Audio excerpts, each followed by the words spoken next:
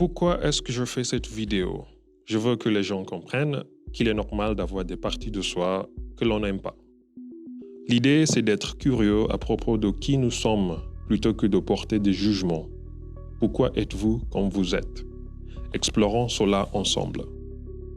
Après mon 28e anniversaire, j'ai eu une prise de conscience bouleversante. Ma vie n'est pas du tout là où je voudrais qu'elle soit.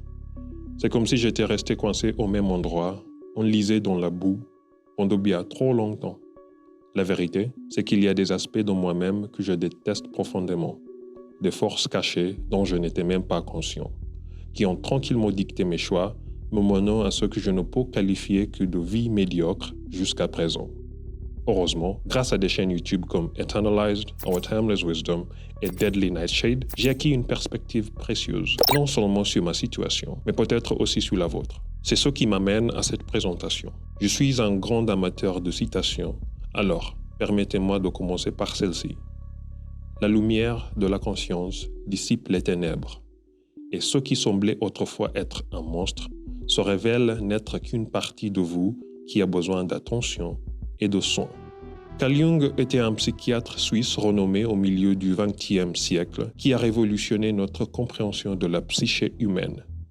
Jung, contemporain de Sigmund Freud, a dépassé le domaine de l'esprit conscient pour explorer les profondeurs de l'inconscient, en introduisant des concepts tels que les archétypes, l'inconscient collectif et l'ombre. Alors, qu'est-ce que l'ombre exactement? Imaginez un grenier en vous où toutes les parties de vous-même que vous jugez inacceptables sont rangées et oubliées. Cela ne concerne pas nécessairement des intentions malveillantes, mais plutôt ces aspects que nous avons été conditionnés à rejeter, à réprimer ou à nier. Pensez-y comme une collection d'émotions refoulées, de peur, de désirs, voire de talents que nous avons jugés incompatibles avec ce que nous pensons devoir être. Dès l'enfance, nous apprenons à cacher certaines parties de nous-mêmes pour être acceptés. On nous dit d'être polis, de bien nous comporter, de réprimer la colère ou de cacher notre vulnérabilité.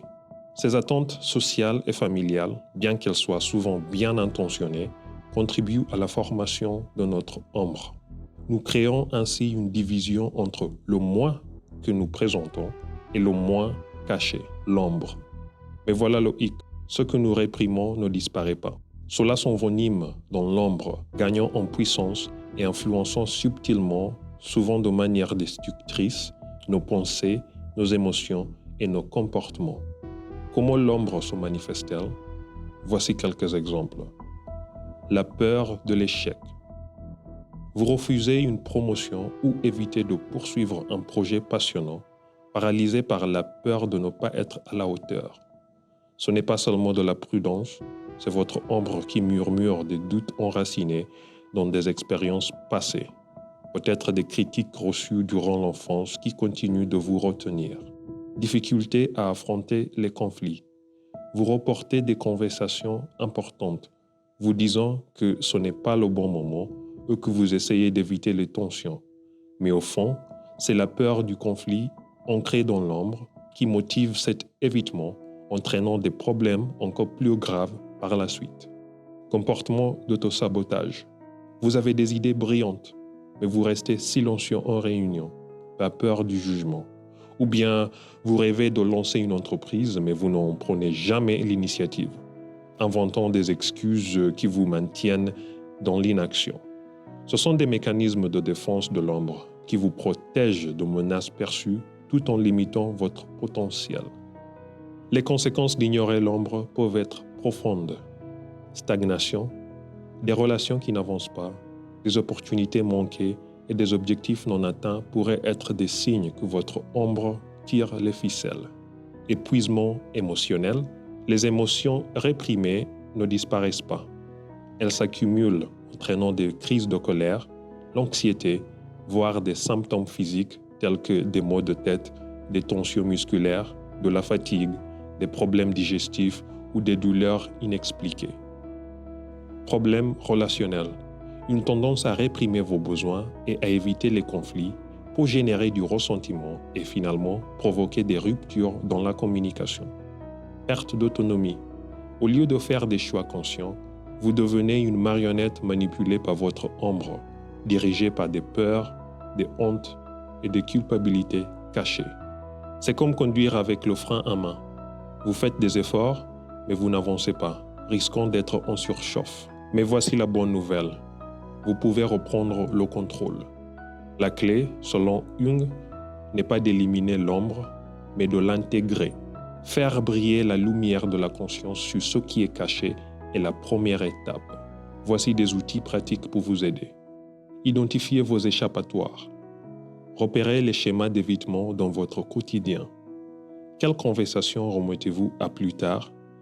Quelle situation évitez-vous? Nommez vos émotions. Ne repoussez pas les sentiments inconfortables. Observez-les, reconnaissez-les et donnez-leur un nom. Que ressentez-vous en ce moment? Colère, peur, tristesse. Les nommer diminue leur pouvoir. Affrontez une mini-ombre chaque jour. Prenez de petites actions qui défient vos habitudes d'évitement. Parlez lors d'une réunion. Dites non lorsque vous avez tendance à dire oui ou engagez cette conversation difficile que vous redoutez. Ces petites étapes renforcent le courage pour relever de plus grands défis. En éclairant l'ombre, vous gagnez une compréhension plus profonde de vous-même et de vos motivations. Vous reprenez le pouvoir de choisir et briser les schémas inconscients qui vous retenaient. En conclusion, chers auditeurs, je vous invite à réfléchir à cette question. Quelle partie de vous-même prétendez-vous ne pas voir? Quelle peur, désir ou expérience se cache dans votre ombre et influence secrètement vos décisions? Les affronter peut sembler intimidant, voire terrifiant, mais souvenez-vous de ceci. Ce n'est pas ce que vous affrontez qui vous hante, c'est ce que vous prétendez ne pas voir.